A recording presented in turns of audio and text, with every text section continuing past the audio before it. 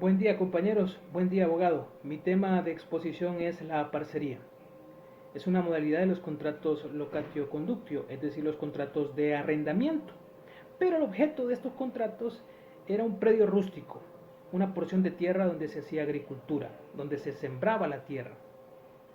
Este es un contrato asociativo, es decir, un contrato de mutuo consentimiento que involucraba a un locatio a parcero, es decir, a un arrendante a parcero, y a un conductio a parcero, es decir, un arrendatario a parcero. El arrendante ponía la tierra, ponía el terreno, dotaba de insumos al arrendatario para que éste trabajara la tierra, hiciera la siembra, y las cosechas se repartían en cantidades iguales, aunque según los estudios y las fuentes que hemos consultado, indican que luego, unos años después de que se diera esta modalidad de contrato de parcería, las ganancias eran el 60% para el arrendante y el 40% para el arrendatario.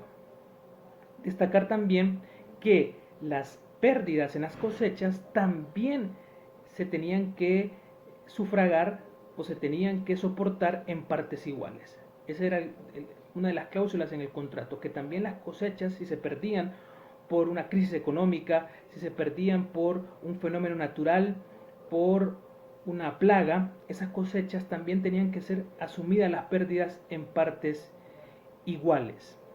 Había dentro de los requisitos de este contrato de parcería dos importantes. El primero, que los que firmaban el contrato debían ser mayores de 18 años, y por otro lado, el otro requisito era que debían tener lucidez mental.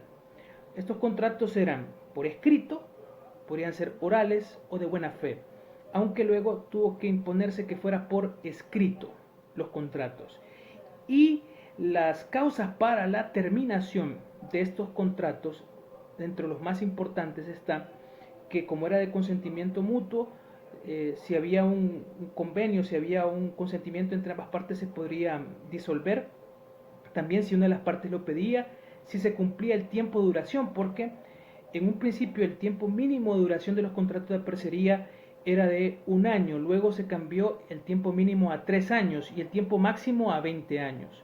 Entonces, si se cumplían el primer año, se podría terminar el contrato. También, si se perdía un objeto dentro de la maquinaria, los insumos que dotaba el arrendante al arrendatario, y si no se pagaba la renta por un año, si no se pagaba la renta por un año por parte del arrendatario o del arrendante, también esa era una causa de finalización de término del contrato. Y si también el arrendante le pedía al arrendatario el terreno porque el arrendante lo necesitaba para alguna otra actividad económica. Y si una de las maquinarias en el predio presentaba algún tipo de desperfecto por mal uso, también era parte de las causas o motivos para la conclusión de este contrato. Hay que mencionar que la parcería transmitía a los herederos esta obligación civil, que podía ser manejada por los herederos del arrendante o los herederos del arrendatario.